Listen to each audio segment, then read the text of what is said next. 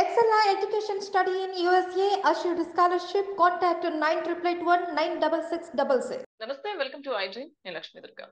TDP అధినేత చంద్రబాబు నాయుడు నిన్న party నేతలతో మాట్లాడుతూ మరో 50 రోజులు మాత్రమే ఈ ప్రభుత్వం ఉంటుందని, ఖచ్చితంగా తర్వాత టీడీపీ జనసేన ప్రభుత్వం వస్తుందంటూ, అలాగే పొత్తులకు సహకరించాలని పార్టీలో ఉన్న నేతలకు విజ్ఞప్తి చేయడం, తర్వాత వాళ్ళకి ఇచ్చే ప్రాధాన్యత గురించి ఇలా ఆయన కొన్ని వ్యాఖ్యలు చేయడం జరిగింది. అలాగే జగన్మోహన్ రెడ్డికి ట్విట్టర్ వేదిక అంటే ఎక్స్ వేదికగా కొంత సవాల్ కూడా చేసిన పరిస్థితి. సో చంద్రబాబు నాయుడు గారి మాటలకు సంబంధించి ఆయన ఎటువంటి వ్యాఖ్యలు చేశారు, ఈ వ్యాఖ్యలకు సంబంధించి ప్రస్తుతం మనతో మాట్లాడడానికి వైఎస్ఆర్సీపీ అధికార ప్రతినిధి సుందరం శర్మ గారు ఉన్నారు. మాట్లాడారు. సార్ నమస్తే. సార్ నమస్తే. నమస్తే అమ్మా. సార్, టీడీపీ అధినేత చంద్రబాబు నాయుడు గారు రోజులతో సహా చెప్తున్నారు సార్, ఇంకొక 50 రోజులు మాత్రమే ప్రభుత్వం ఉంటుంది, కాసుకోండి, చూసుకోండి, నెక్స్ట్ టీడీపీ జనసేన రాబోతుంది అని చెప్పి ఇంకా చాలా చాలా సినిమాలకు సంబంధించిన డైలాగులు కూడా బాగా నడుస్తుంది సార్ సోషల్ మీడియాలో, వాటి మీద చర్చ. ఆ డైలాగులు కూడా కొట్టి చెప్తున్నారు. ఏంటి సార్, చాలా కాన్ఫిడెంట్ గా వాళ్ళు ఉన్నట్టుగా వాళ్ళ వ్యాఖ్యలు బట్టి అయితే అనిపిస్తుంది సార్. ఏం జరుగుతుంది సార్ అసలు? మీరన్నట్టుగా చంద్రబాబు నాయుడు గారు కుర్చీ మడత పెడతామని చెప్పనని, లేకపోతే జగన్ రెడ్డి కాస్కో నీ సినిమా అయిపోయిందని చెప్పని ఇటువంటివి ఉన్నాయి. అయితే మన సినిమాల్లో మనం చూస్తుంటాం, నేను చాలా తక్కువ చూస్తా సినిమాలు, కానీ సినిమాల్లో బ్రహ్మానందంగానే చూస్తుంటాం. విలన్ తోటి నేను కొడతాను రా, నా దగ్గరికి రా, అది అంటే నువ్వేంట్రా చిన్న పొట్టోడి వాడి అంటే రా నేను చూపిస్తానంటే నిజమేనేమో అనుకుంటారు.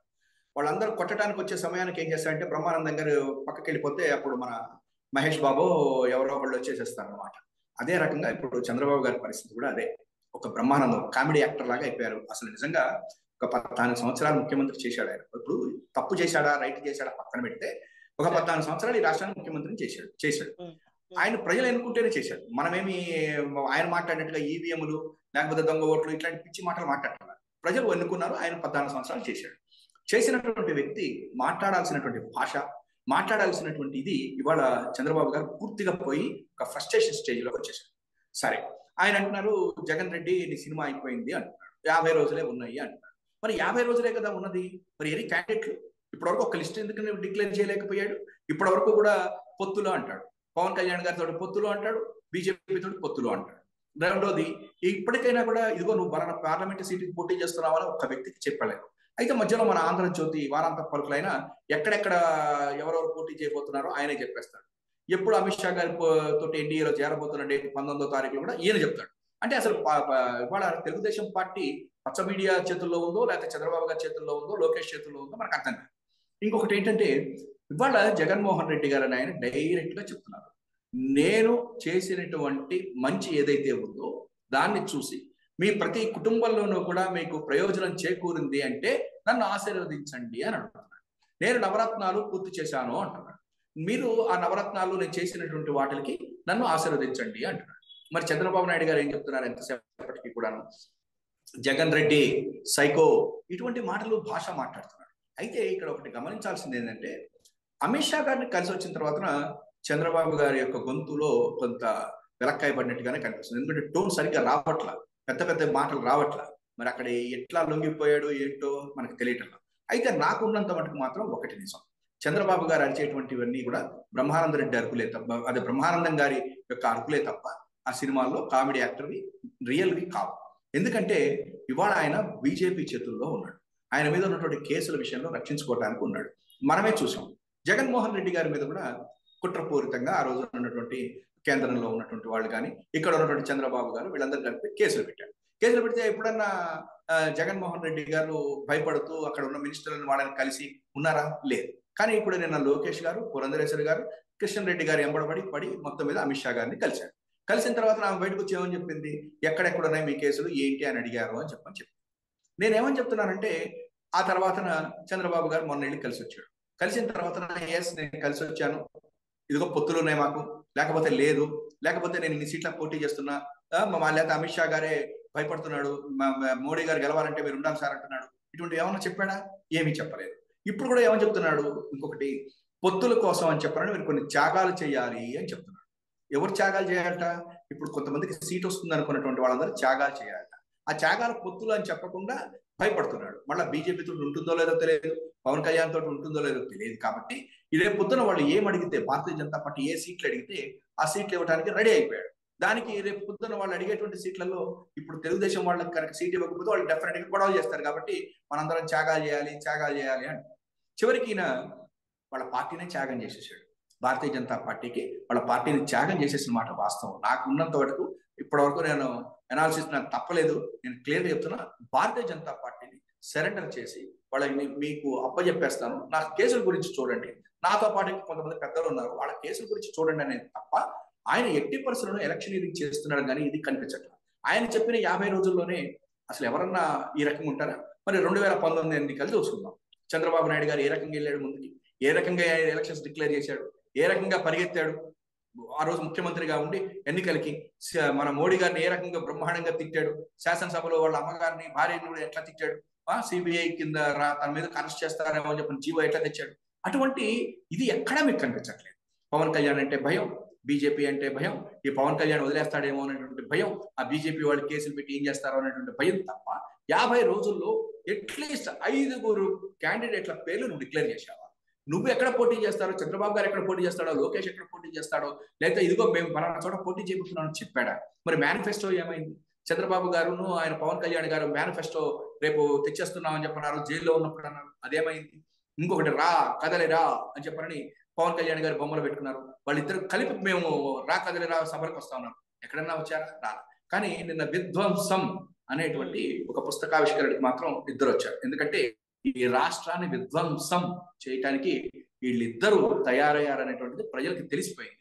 సరే, ప్రజలకు తెలిసిపోయింది. అక్కడే కొన్ని మాటలు మాట్లాడారు సార్ చంద్రబాబు నాయుడు గారు. ఏదైతే ఇందాక మీరు చెప్పినట్టుగా కుర్చీ మడత పెట్టేసి టైం వచ్చిందని అవొకటను, ఏదైతే అంటే తర్వాత టెలికాన్ఫరెన్స్ లో అట్లా మాట్లాడినప్పుడు మీరు ఇప్పుడు సీట్ల సర్దుబాటు కోసం మాట్లాడారు కదా, సో వాటికి సంబంధించే నేతలకి ఆయన చెప్పే ప్రయత్నం చేస్తున్నట్టుగా ఆయన వ్యాఖ్యలు అనిపించాయి సార్. చాలా మంది దీని గురించి మాట్లాడుకుంటున్నారు.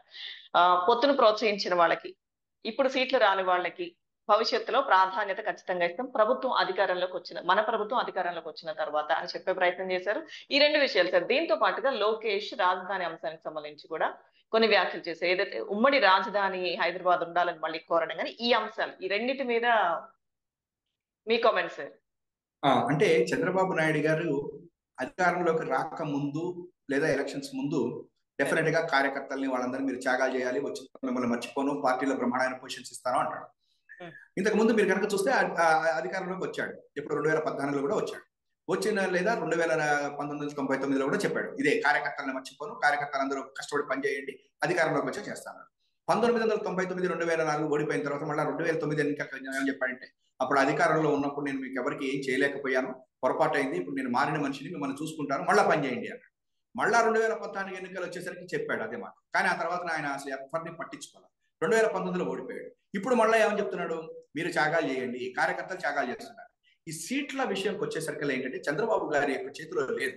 ఒకప్పుడు చంద్రబాబు గారు వీళ్ళకి ఇస్తున్నాను సీటు, వాళ్ళకి ఇస్తున్నారని తనతో పాటు ఉన్నటువంటి ఏలియన్స్ పార్ట్నర్స్ కి ఆయన డిక్టేట్ చేసేవాడు. ఏ మాట కామాట. భారతీయ జనతా పార్టీకి అయితే అసలు క్యాండిడేట్లను కూడా ఆయన లిస్ట్ ఇచ్చేసేవాడు. వాళ్ళ పార్టీ నుంచి రాదు హైకమాండ్, ఈయన హైకమాండ్. అప్పుడు ఇంకొకళ్ళు ఎవరో కూడా ఉండేవారు, వారితో కలిసేసి వీళ్ళే ఇచ్చేసేవాడు. కానీ ఈసారి కొంచెం మారింది. అందుతోటి దాంతో ఆయన యొక్క ట్యూనింగ్ కూడా మారిపోయింది. అదేదో అంటారు చూసారా, ఎక్కడో కొంత ఆయన యొక్క మాటల్లో కానీ చేతల్లో కానీ వీటిల్లో ఒక రకమైనటువంటి ఫ్రస్ట్రేషన్, ఒక రకమైనటువంటి బాధ, ఒక భయము అన్ని కూడా ఇప్పుడు కనిపిస్తుంది. అయితే దీంతో పాటు పక్కనే లోకేష్ గారు కూడా వెళ్తుంటాడు. ఆయన పాపం ఏం మాట్లాడతాడు అనేటువంటిది మనకి బాధ. ఏంటంటే ఏం చేస్తాడు, ఏం మాట్లాడాలో కూడా తెలియదు. ఇంకొకటి మీరు అన్నట్టుగా ఉమ్మడి మోసం అంటే, ఉమ్మడి రాజధాని ఉంది, అమరావతి రాజధానికి జగన్ గారు జై కొట్టాడు అన్నాడు. అది పక్కా తప్పు. నేను ఇంపార్టెంట్ చెప్తా, అది పక్కా తప్పు. ఈనాడు పేపర్లో కూడా వచ్చింది.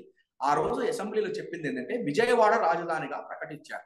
అప్పుడు జగన్మోహన్ రెడ్డి గారు ఏమన్నారంటే, విజయవాడ రాజధాని నేను స్వాగతిస్తున్నా. అది క్లియర్గా ఆ మాటలే నేను చెప్పిన ఈ మాట, విజయవాడ రాజధానిగా స్వాగతిస్తున్నా.